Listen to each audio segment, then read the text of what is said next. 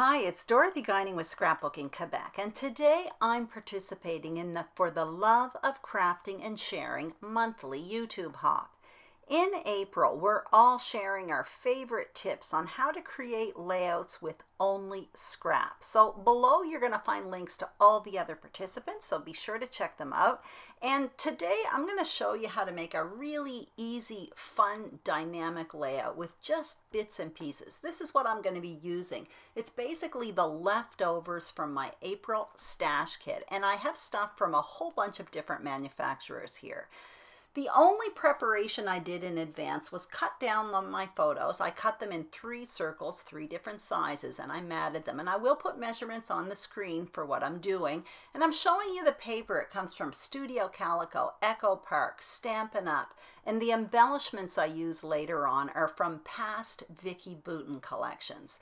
Obviously, I had to add in some 12 by 12 cardstock. So what I'm going to do now is basically create a thin border that I'm going to place on one side of this white cardstock. I usually like to put a frame around my page, but obviously I don't have anything else that's 12 by 12. So the next best thing for me is to create a narrow border on one side of the page. Now this is only going to measure 1/4 inch, but it does change the dynamic of the page. Suddenly my page is no longer going to be 12 by 12, but it's just going to be a little bit more narrow in the width.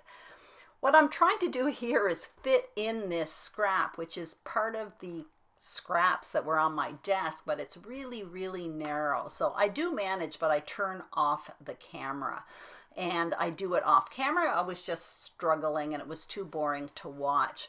Once this is down, it's only then that I'm going to trim the entire page down to 12 by 12 because that white cardstock is still 12 by 12. And I always wait until after I adhere the border to do that. It's just so much easier. Otherwise, you're struggling to make it fit exactly 12 by 12. I am out of focus here. I am sorry. This lasts for about 30 seconds. It's been happening a lot to me lately. I'm using a really old camera. What you see me doing is simply cutting down strips of this printed paper, and I'm going to run all 3 through my Big Shot at once. What I'm doing is cutting down circles. They are the same size as the largest circle, the black circle that I already cut out. That was my tripod falling on my head, and as you can see, I am really zoomed in. Again, it lasts for about 30 seconds, and I promise everything goes back to normal.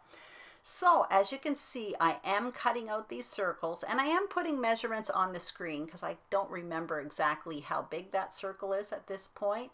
But what I'm going to do with these circles is create a grid on that foundation page. So it's going to be made up of these printed pieces of paper as well as photos, title, text, and all that kind of stuff. But it really is a fun way to use scraps because it doesn't take much material at all. It's also a really fun way to kind of mix up prints. That's what you see me doing right here. So I'm playing around with placement, and the floral paper is my favorite. So I started with that and placed it in a triangle, kind of a visual triangle. Then I did the same with the red, and then I added only 2 of those checkered pieces because the other one is made up of that largest photo.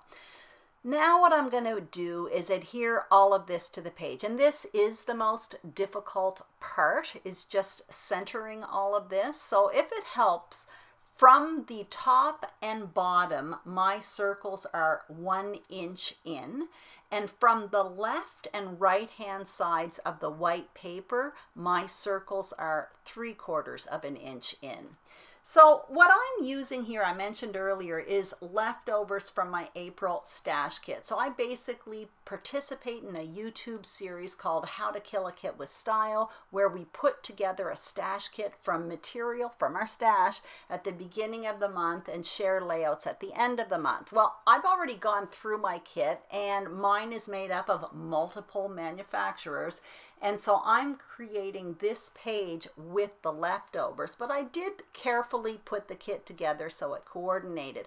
Another way to use your scraps, just I want to point out, is simply odds and ends at the end of one collection. It could be a stash kit like this or odds and ends at the end of a collection.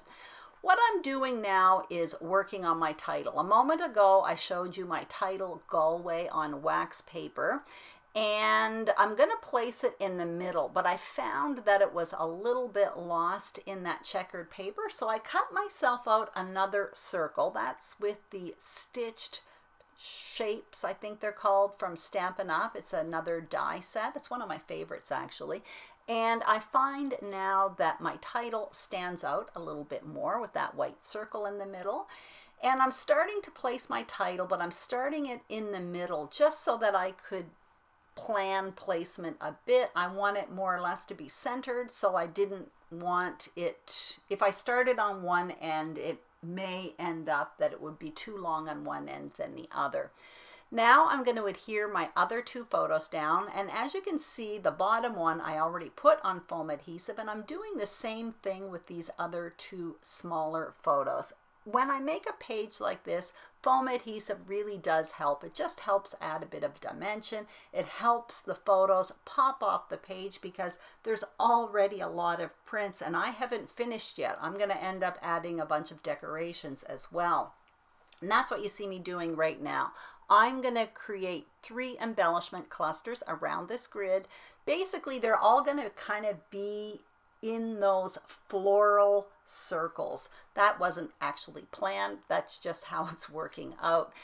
I'm not adhering them right away. My journaling, as you can see, kind of spills over 2 circles in the bottom.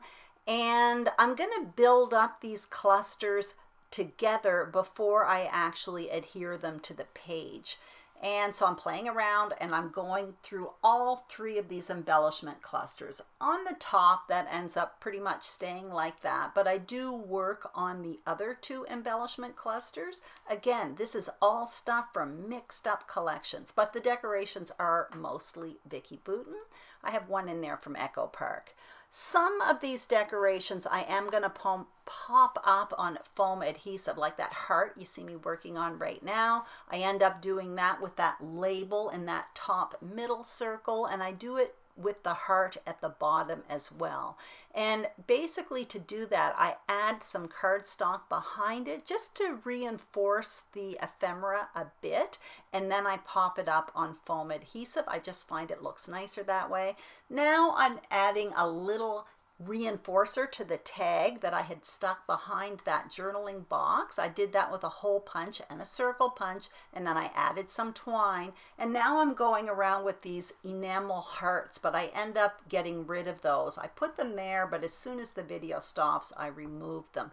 All I did off camera was my journaling, but I ended up not writing what I wanted to write. So I created a tag and just simply placed it on top of that journaling box that was already there because I liked that it said facts and observations. So that's it. It's really a quick layout. What I do like to do is have the decorations kind of spill out and go in other circles, as you can see in that journaling box cluster at the bottom. It just adds a little bit of dynamic to the page. That's it. I hope you enjoyed this video. If you did, please give it a thumbs up. Don't forget to subscribe to Scrapbooking Quebec if you haven't already, and also be sure to check out the other participants. I'd love to see what they're going to do as well. I plan to watch them too. Have a great day. Bye-bye.